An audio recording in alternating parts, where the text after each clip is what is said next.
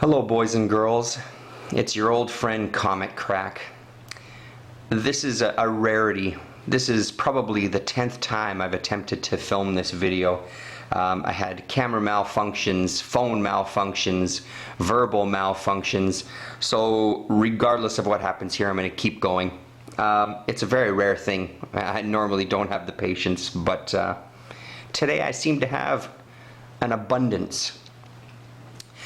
Dropped Lily off this morning at school. She's in kind of it's a Montessori, 2.5 hours a day, just to kind of get her used to a school environment with other kids, and it's mostly playing outside, but they do a little bit of other activities as well, music and crafts and that sort of thing, educational games, etc. It's in the area of town where, pretty close to Red River Bookshop actually. So while she was there, I took the opportunity of my one day off to dig through the bins at Red River Bookshop for a good hour and a half or so. It was great actually. There was nobody around, just me and the comics, and the main man himself puttering away, organizing books and things. So I think part of what happens there is that things don't the comic boxes don't get, there's nobody that looks after them. So when things kind of get misfiled, or people shuffle things around, or people put stuff back, there's nobody that's kind of making sure that everything is put back where it's supposed to go. So I made a couple of discoveries today that were based on that. Misfiling, this being the biggest one for me anyway. Richard Corbin's Den from Fantagor Press. It was a 10-issue miniseries. I now have all 10 with these final 2 that I picked up. It's not your heavy metal Den where there's lots of nudity and stuff. Fantagor, from what I understand, it was kind of his attempt to try to embrace more readers. So I mean, it was still, it's not like it was devoid of adult content, but it wasn't kind of as in your face either. They were partially clothed. But I mean, everything else is still there. The incredible art, the kind of crazy stories and sci-fi fantasy type stories. And it's great. And I mean, as I've said 10 million times before, I'm a huge fan of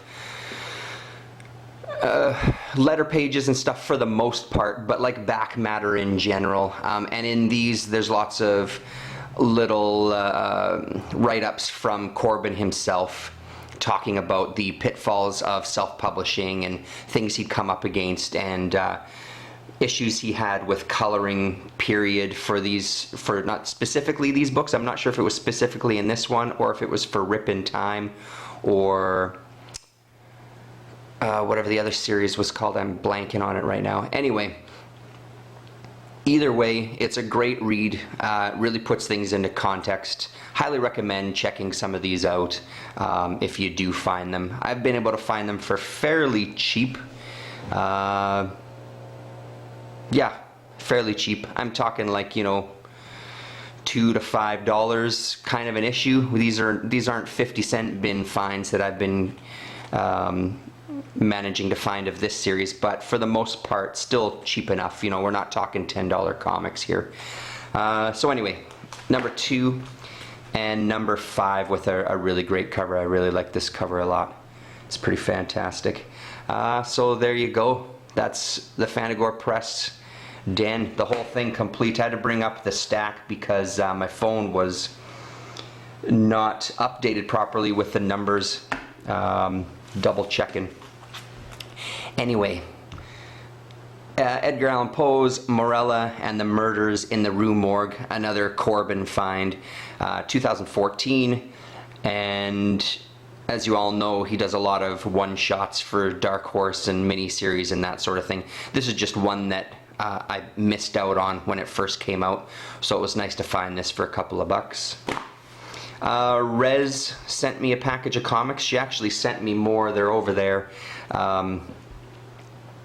Razor Guts was one of them, and I was sure that I had these 2 issues in my short boxes downstairs, but when I looked, they weren't there.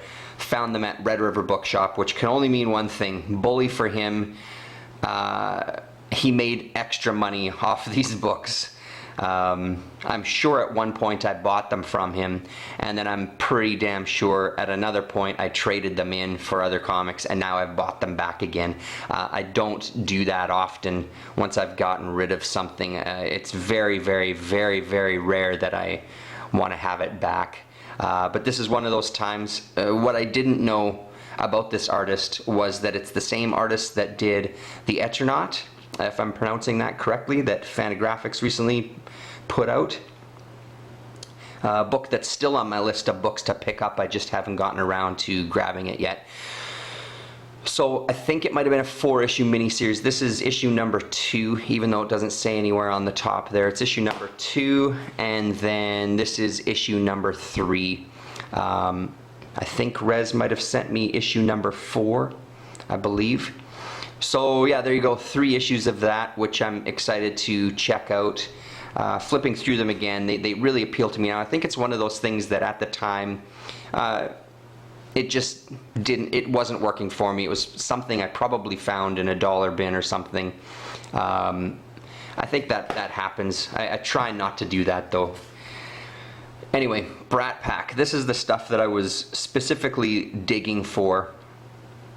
This was really buried. It was the only issue that they had of Brat Pack. This is the final issue of the miniseries, so number 5. There was 2 specials of Brat Pack and the Max Immortal in one book. The 2 specials that they did that I will be keeping my eyes out for. I was kind of hoping I'd stumble across those.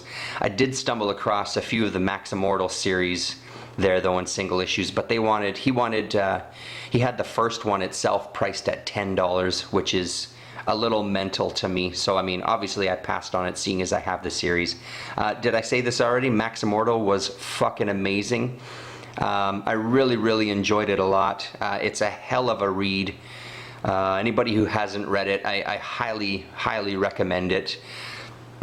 There was definite tones of Alan Moore's Miracle Man in there, although not to the same degree. It kind of explores different territory. But I guess the deconstruction of superheroes is the main thing. But I also really like the real life tales of Siegel and Schuster, the creators of Superman, and how they got fucked around and stuff were really handled nicely. And I mean, issue number 4 of the Max Immortal will kind of live with me for a long time. That was a hell of an issue. It was really well done. Not the happiest thing. The thing with Veitch's stuff I'm finding is that there's this kind of, not quite, maybe unhinged isn't the way to put it, but there's this real crazy sort of satire injected into it, and this kind of absurdist humor, but then all of a sudden you get surprised, like with issue 4 of Max Immortal, it kind of snuck up on me. You could see something culminating, but I don't know, the way he pulled that issue off was amazing. I mean, especially when you compare it to the first issue. The first issue is pretty goofy and pretty funny, and like I said, kind of absurdist, and I really like that. It's over the top and really enjoyable read. And then you get to this issue number 4 and it's like, holy shit, man. It kind of hits you like a ton of bricks to some degree. But yeah, it's a hell of a read. So the deal with Brat Pack is Veitch did the 5-issue miniseries. He wasn't happy with the ending. He wasn't happy with this issue. He wasn't happy with the way it all wrapped up. He did it anyway. He regretted it afterwards. When the first collected edition came around, he rewrote the ending completely. He rewrote parts throughout the book to make it all gel as one cohesive piece with his new ending, and published it that way. So right now in the mail, I just heard from him today actually. He sent out my copy. He was kind enough to sign it for me, which is amazing. A really, really great guy, I gotta say, for an aside. I've dealt with him through email a few times now because the shipping on his website for one, I think it was a $20 graphic novel, $20 American, was going to cost me $30 American just to ship it to me. I asked him if there was anything that he could do because that's kind of outrageous. It's kind of fucking ridiculous that it would cost $30 to mail a $20 book. And with my experience on eBay and stuff, I know that that's generally not the case. And he said, absolutely, I'll look into it for you. He got back to me right away and said, I found you a deal. It's not going to be shipped in stone, but it'll still get to you and it'll cost you, I think it ended up being like $4 or $5 American. So I gambled and did it. So he was kind enough to sign it for me, but a hell of a guy to deal with, really friendly. Yeah, I mean, it's amazing. One of those good experiences dealing with artists. So that said, I'm looking forward to reading the Brat Pack in its collected edition as he wants it to be, but I also really would like to find the single issues just to read, just to have both to compare. So yeah, I guess keep that in mind if you ever do look into reading Brat Pack. So that's probably the longest shot on somebody's ass in a while, but there you go. Another one that I was hunting for today was Veitch's Rare Bit Fiends. I think it went 20 or 21 issues, and at the back of Max Immortal there was Bit Fiends, and it was small strips based on his dreams. He said he kind of took the idea from Scott McCloud had a concept of a 24-hour comic, creating something in a really short period of time, and just to kind of allow your imagination to flow a little more freely and not to overthink things and just see what happens. So he really liked the idea and did it, but he used his dreams. I guess he always kept a dream journal and stuff. And before you get all disgusted by it, as I was, as soon as I hear talk of dreams and things, analyzing your dreams, it's kind of makes me feel a little nauseous, to be fair. I don't know, a guy like Rick, I think it could be a little wacky. Some of the short stories that I did read, I didn't read them all in the back matter of those. I was too into reading the letters and stuff like that. Including a fantastic letter from his brother Tom. Holy crap, hell of a good one in the final issue of Max Immortal. Anyway, the premise of this is he takes his dreams and did all these issues, and I think in his kind of crazy ideas and his crazy style, I think there'll still be some really good stuff here. The other bonus is at the back of the issues there's an extra story. This particular one has Dave Sim, Cerebus fame, doing a backup story. And I think, again, all to do with their dreams as well. And I think the letter section in this might be a little tougher to get through because I think he wanted the readers to write in with writings of their dreams, and there's nothing more fucking dull than hearing somebody talk to you about the dream they had last night. Anyway, Neil Gaiman in the back of this one. Pretty sure that's not how you spell his name, but anyway.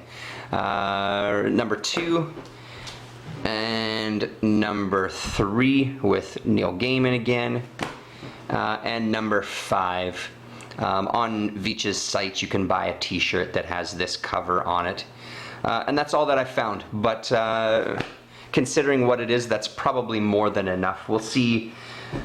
I'm very hesitant about this series, but I couldn't pass it up because I am on such a kick right now. The one that I was hoping to find the whole series of, and I didn't, was this one called The One. 6-issue limited series. I got 3, 4, and 6. Big Shot Comics had told me about this back in the day, and I'd found it in a bin at one point, and I had passed on it, but now that now that I'm a full-blown Veachaholic, I figured what the hell, I'll pick up what I can get. So these were relatively cheap as well. It's supposed to be a fantastic read too. And there's issue number 4. And here is issue number 6. So that's going to be a fun one, I think. Rez and I have talked about Rez and myself, we've talked about doing a hangout where we talk about Max Immortal. With Brat Pack coming and with these comics, I would love to do a hangout about Veach in general, about the stuff that we've read. I know that Johnny Zero is big on that idea as well. If there's anybody else out there who's a fan, it's not something that's going to happen in the next week or two. This job that I'm on right now is kind of, we're doing a couple of 6-day weeks and we're working weekends, so my day off is kind of like a Wednesday or Thursday. So it won't be for at least 3 weeks, maybe a little longer, that it happens, but feel free to get in touch. The final thing that I will show you today is Will Eisner's Spirit Color album volume 2, and it's, there we go, Kitchen Sink. I've never seen these before. I know that I have some comic sized ones, but this is almost a bande dessinée type of album size book, and it's great. It's a beautiful book. It's in really great shape. It was 12 bucks. There's a little bit of wear there, but I mean, that's, hell, it's nothing compared to some of the condition of the other books that he has in there. You can see inside there, it looks pretty great. Yeah, I'm excited about this. This is very cool. So it's, oh, don't look over there, sorry. That's stuff that we won't be talking about in this video. So 1948, 1947, 1949, 1950, really, really great. So all the way back to 1947, which is fantastic. Oh, hey, look at that, printed in Belgium. That would make sense then why it is the way that it is. So there you go, Will Eisner's Spirit Color album. I'd seen this there before. 13 complete stories in full color. I'd seen it at Red River before when I was there with my brother when he was trading in some books and things, and walked out leaving it on the shelf, completely forgetting about it. So I'm glad it was still there this time. I thought it would be something that people would have snatched up, but obviously not, much to my delight. So that's it.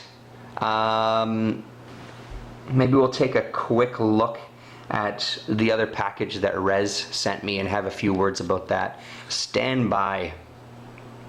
Okay, everybody, so I'm assuming most of you are Rez fans out there, and watched her videos. She recently had a video where she was giving away some books that just weren't doing it for her, and she didn't want to have them in her collection. So I, of course, jumped on, sent her some money for shipping, and lo and behold, look what arrived, and there was some extras in it. So let's just have a brief look through. This is Miss Don't Touch Me Volume 2. I've seen the oversized kind of hardcover volumes in my bookstore, and every time I see them I end up leafing through them out of curiosity. Just haven't jumped into it yet, so this seemed like a good opportunity to give it a shot. I enjoy the interior art, it looks pretty great. Yeah, I'm curious about this one. I don't know what to expect, I haven't looked into it at all, but it looks pretty great. Some great pages in there, great coloring. So there we go. Another one is Concrete Park, 2 hardcover volumes. This is number 1, it's a Dark Horse. This is number 1, and this is number 2. Much thicker volume on number 2. Another one that's been on my radar for quite a while. I follow the artist on Instagram, and it's a hefty sucker. Is this Lovable Oaf? I don't know. I like the looks of. It's great interior there. I like the looks of the art in this, and I've heard good things about it. So I'm very curious to check it out. So there we go. A bunch of naked bear dudes. Should be awesome. I'm looking forward to it. That's great. Thank you very much, Rez. And then the other one, I'll show those last there. The other one that she sent me, which Hernandez here, Blubber.